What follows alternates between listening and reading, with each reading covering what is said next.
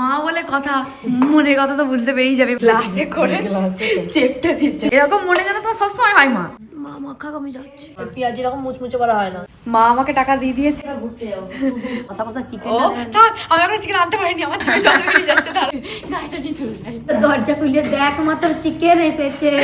আস্তে করে দেখো, গন্ধে দিদি অপেক্ষা করতে করতে শুয়ে পড়েছে। চিকেন নিয়ে কোনো আর কি নয় মা। মাইক্রোওয়েভ চিকেন এখন আমার কাছে অমৃত হয়ে। যারা এগুলো করছো তারা তো আমাদের কোনো পারমিশন নাওনি। বারবার দেখাচ্ছি এই চ্যানেলটা কিন্তু আমাদের না। আমি খুব সহজে কথা বলতে ভালোবাসি, আমার মধ্যে অত লুকোছাপা নেই। যে মৌ জ্যোতি 35 22,700 সাবস্ক্রাইবার, অরিজিনাল চ্যানেল এটা। আমরা প্রত্যেকটা কমেন্ট ধরে ধরে পড়ি যে মৌ জ্যোতি হয়ে উঠতে পেরেছে শুধুমাত্র তোমাদের ভালোবাসায়। তাই প্লিজ ভালোবাসলে আসলটাকে। আমার দিদি গিফট পেয়েছে, ভ্যালেন্টাইন্স গিফট। এই গিফটটা দিয়ে আমাকে বলছে তোমার বরকে সমুদ্র থেকে নিয়ে এসেছি। দেখে সেকো গিফট দিচ্ছে। এটা বাবার জমির গমের রুটি। Good morning. সকালে ঘুম থেকে উঠেই আগে আমি ঘরের কাজগুলো সব করেছি। দুদিন ধরে কি হচ্ছে বলো তো, ঘুম থেকে উঠেই আমি নিজের টুকটাক যেটুকু কাজ আছে সেগুলো করতে শুরু করে দিচ্ছি, আর ঘরের কাজটাই করা হচ্ছে না। দিদির শরীরটা খুব খারাপ, সকাল থেকেই ওর মাথা যন্ত্রণা করছে খুব। শরীরের আপডেট ভালো না, একদমই ভালো না। আমার চোখ থেকে এই মাথা এত যন্ত্রণা হচ্ছে, অসহ্য যন্ত্রণা হচ্ছে। আরো খেয়ে বাবা, এটা প্রচুর উপকার শরীরে, একটু কষ্ট করে খেয়ে নিলে। আমিও খেয়ে নি বাবা, খেয়ে নিলেই হয়ে যাবে, ব্যাস আজকের দিনটার মতো হয়ে গেল। মা যখন উঠোনটা ঝাঁট দিচ্ছিল তখন আমি মাকে বললাম যে তুমি কি এর পরে মুড়ি খাওয়ার জন্য কিছু করবে, কারণ বাবা বলে গেছে যে আজকে বাড়িতেই খাবে। সেই জন্য মা বলছে হ্যাঁ আগে উঠোনটা ঝাঁট দিইনি তারপর করবো। তখন না আমি মনে মনে ভাবলাম যে মা যদি আজকে পেঁয়াজি করতো, দিয়ে বলতে গিয়েও আবার বললাম না, কি যেন মনে হলো মাকে বলতে গিয়ে বললাম যে মা কালকে ঘুগনি খেয়েছি, আলু ভাজা খাচ্ছি, তাহলে আজকে পেঁয়াজি করো। এটা ভাবলাম মনে মনে, কিন্তু বললাম না। এখন আমি যখন গিয়ে দেখছি মা পেঁয়াজ কাটছে। আমি যখন মাকে জিজ্ঞেস করছি মা কি করবে, বলছে পেঁয়াজি করবো। মানে মনের মিল। মা বলে কথা, মনের কথা তো বুঝতে পেরেই যাবে। মা এখন পেঁয়াজিই করছে। এই যে আজকে মা বানাবে, আর আজকে আমাদের বাড়িতে চিকেন হবে। প্রত্যেক রবিবার আমাদের বাড়িতে চিকেন হয়, কিন্তু আজকে রবিবার না, তারপরও আজকে আমাদের বাড়িতে চিকেন হবে। কারণ হচ্ছে রবিবার দিন তো পুজো, সেই জন্য রবিবার দিন আমরা খাবো না। কাউকে ফোন করে বলে দিয়েছি যে রাখতে, তো একটু কাকু ফোন করবে যে হয়ে গেছে, তারপর আমি গিয়ে নিয়ে আসবো। দুবার করে করবো। দুবার করে ছাঁকবে কেন? গোল্লা গোল্লা করে থেকে আমাকে টিপে টিপে দেবো, সেই দোকানে পেঁয়াজ মতো করবো। এই যে প্রথমে একবার করে দিয়েছে, কি সুন্দর দেখতে লাগছে গো মা এগুলোকে। গোল্লা গোল্লা একেবারেই সব দিয়ে দিল। আমি হলে একটা একটা করে ছাকতাম। ধনে পাতাটা দিয়েছে বলে বেশি দেখতে ভালো লাগে। দেখো মা সবুজ সবুজ। হালকা হালকা ভাজা হয়ে গেছে বলে মা এখন তুলে নিচ্ছে। এগুলোকে দিয়ে আবার চ্যাপটাবে, দিয়ে আবার ভাজবে। কি পদ্ধতি তুমি চ্যাপটাচ্ছ? গ্লাসে করে চেপটা দিচ্ছে সব পেঁয়াজগুলোকে দিয়ে, দোকানের মতো করবে। আবার একবার এগুলোকে ছাঁকবে। পেঁয়াজি কি হলো মা? এই যে এক থালা ভাজা হয়ে গেছে, এবার এই কটা ভাজলেই হয়ে যাবে। মা তোমার দোকানের মতো পেঁয়াজি, পুরো দোকানের মতো। দেখ মনে হচ্ছে দোকানে সাজিয়ে রেখেছি। বিক্রি করবে এবার। বিক্রি করবো। পাপড় ভাজার কোনো কথা ছিল না, আমার মা পাপড় ভেজে ফেলেছে। এইটাকে নামিয়ে এদিকে পাপড় ভাজা শুরু করে দিচ্ছে। তুমি তো বলনি পাপড় ভাজবে আজকে। বাহ, এরকম মনে যেন তোমার সবসময় হয়। মা দিদিকে ডেকে নিয়ে আসি তাহলে। হ্যাঁ বলছি খেতে হবে তো। যাবো, খাবো। মা মাখা কমে যাচ্ছে। হ্যাঁ খেয়ে নিয়ে আবার শুয়ে পড়বি। খেয়ে নিয়ে মাথায় তেল দিয়ে চান করো শুভ। আচ্ছা ঠিক আছে। আমরা তিনজন খেতে বসে গেছি। ম্যাডামের এখন একটু শরীরটা খারাপ। আজকে আমাদের জলখাবারের মেনু মুড়ি, সঙ্গে দোকানের মতো চ্যাপটা চ্যাপটা পেঁয়াজি আর পাঁপড় ভাজা। নর্মালি মা এরকম পেঁয়াজি করে না, গোল গোল পেঁয়াজি করে। আজকে দেখি দোকানের মতো চ্যাপটা চ্যাপটা পেঁয়াজি করেছে। এই পেঁয়াজিটা কেমন লাগে বল?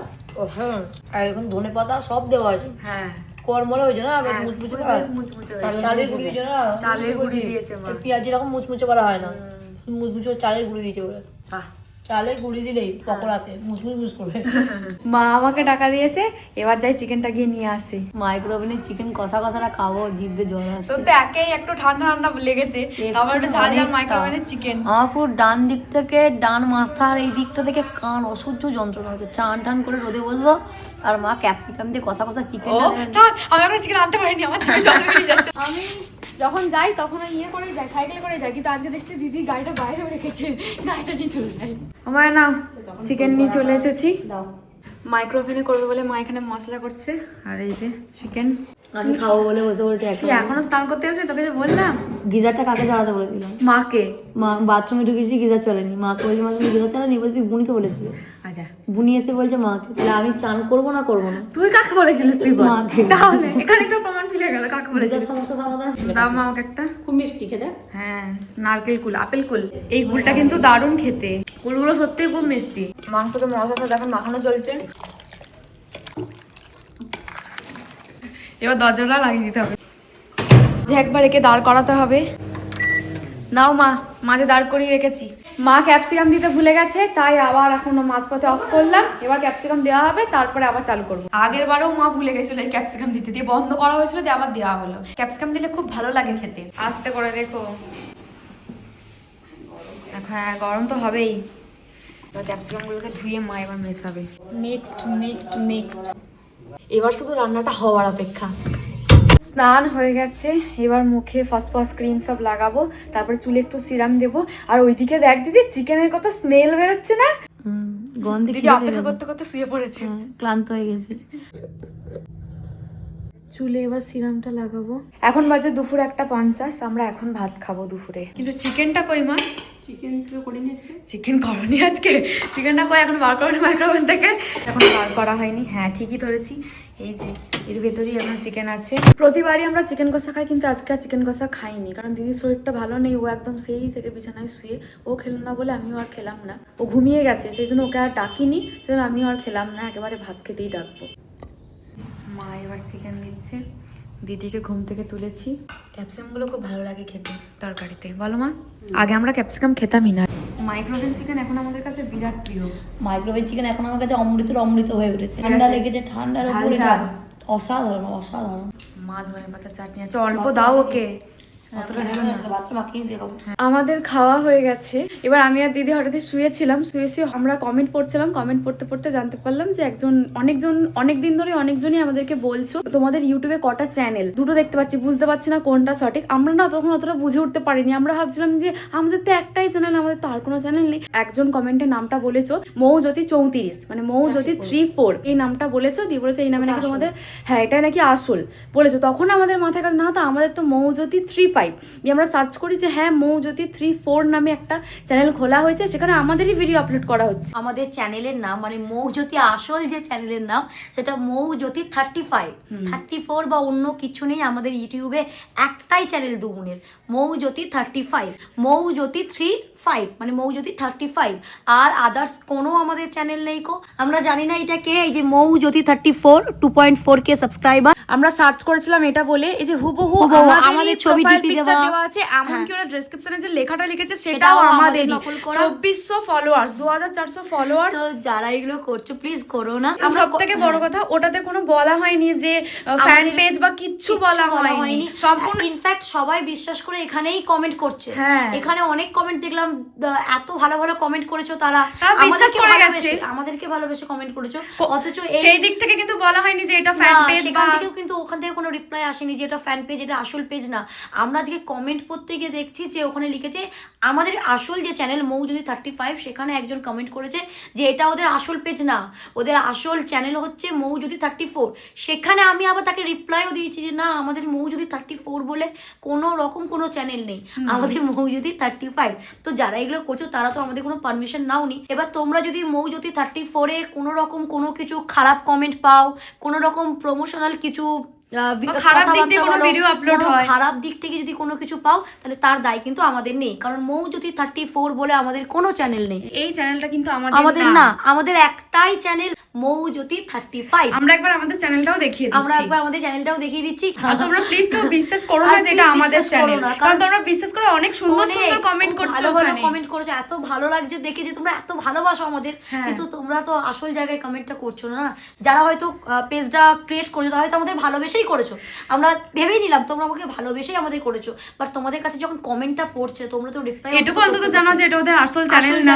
আমরা ভালোবেসে দিদিদের বা বোনদের এই পেজটা আমরাও ছাড়ছি, এটা যদিও করা উচিত নয়, কে করেছে আমরা জানি না। এই যে এটা হচ্ছে আমাদের আসল চ্যানেল, এই যে মৌজ্যোতি 35, 22,700 সাবস্ক্রাইবার। তো এইটা হচ্ছে আমাদের অরিজিনাল চ্যানেল এটা। তো আমাদের এছাড়া ইউটিউবে আর কোনো চ্যানেল নেই। প্লিজ বিশ্বাস করো, অন্য কাউকে কমেন্ট করো না, অন্য কাউকে কিছু কথাবার্তা বললে কিন্তু খারাপ কিছু আসতেই পারে, কারণ দেখো আমি খুব সহজে কথা বলতে ভালোবাসি, আমার মধ্যে অত লুকোছাপা নেই। আজকালকার সোশ্যাল মিডিয়া যত ভালো তত খারাপ। আমরা এটাকে বেশিরভাগ জন ইউজের থেকে মিসইউজ বেশি করতে পছন্দ করি। তো সেখান থেকে যদি কোনো খারাপ কিছু যায় তার দায়টা কিন্তু আমাদের না। আর প্লিজ তোমরা ভালোবেসে যখন কমেন্ট করছো তখন অরিজিনাল পেজে করাই ভালো, যাতে আমরা দেখতে পাই, তাই না? কারণ তোমাদের এক একটা কমেন্ট, আমরা প্রত্যেকটা কমেন্ট ধরে ধরে পড়ি, ইনফ্যাক্ট আমরা এমন নয় যে কমেন্ট এসছে পড়লাম না, দু একটা উপরে পড়লাম ছেড়ে দিলাম, এরকম নয়। আমরা প্রত্যেকটা কেউ যদি একটা লাভও দেয় সেটা হ্যাঁ, সেটা ইউটিউব হোক, সেটা ফেসবুক হোক, সেটা মনের কথা হোক, সেটা ইনস্টাগ্রাম হোক, তোমরা এত আমাদের ভালোবাসো। হ্যাঁ তোমাদের জন্যই আমরা তাই না আজকে মৌজ্যোতি হয়ে উঠতে পেরেছে শুধুমাত্র তোমাদের ভালোবাসায়। তাই প্লিজ ভালোবাসলে আসলটাকে, নকল না। আমার দিদি গিফট পেয়েছে, কি মজা, গিফট পেয়েছে দিদি। তোমরা সবাই ভ্যালেন্টাইন্স গিফট পাচ্ছ, স্টোরি দিচ্ছ, স্ট্যাটাস দিচ্ছ, আমি কিছু দিতে পারছি না, আমার খুব মন খারাপ করছিল, তাই আমিও পেয়েছি ভ্যালেন্টাইন্স গিফটটা দিয়ে দেখানোর আগে বলি যে মানুষটা আমাকে গিফটটা দিয়েছে, অবভিয়াসলি সেই মানুষটা আমার ভীষণ ভীষণ ভীষণ প্রিয়, খুব কাছের, অনেক ভালোবাসার। কারণ সেই মানুষটি এইটুকু ছিল, এখন এত ওর আমাকে ছাড়িয়ে গেছে, সে লম্বায়, সে আমার প্রথম স্টুডেন্ট, সে দীঘা বেড়াতে গেছিল, সোহানা। তো সে আমার জন্য দুটো গিফট নিয়ে এসছে। ইভেন এই যে গিফটটা দিয়ে আমাকে বলছে, মিস তোমার বরকে সমুদ্র থেকে নিয়ে এসছি। কারণটা বলি, স্টুডেন্ট বলছে মিস ক্লাস 8 তোমার বরকে আমি সমুদ্র থেকে নিয়ে এসছি, এই যে। দিয়ে আমি বললাম কি করছিল, সে ডাব বিক্রি করছিল, বললো না আমি জলে ডুবে যাচ্ছিলাম, যে জলের তলায় দিলাম ঝিনুক করাচ্ছিল। সত্যি এটা আমি ফ্রিজে লাগাবো, এই যে ফ্রিজে লাগানোর জন্য সেই ইয়েটা আছে, হ্যাঁ, এটা ফ্রিজে লাগাবো, চুম্বক। আর এই যে এই চাবির রিংটা দিয়েছে, দুটোই খুব সুন্দর, থ্যাংক ইউ সো মাচ। দুটো ইউজের জিনিস আমার, গিফট তো পেলি ভালোবাসার দিবসে। দেখো দেখে শেখো, গিফট দিচ্ছে। কাকে বললি ভালোবাসা মানুষটাকে? দিদি আয়, মা খেতে ডাকছে। দিদি মা খাবো।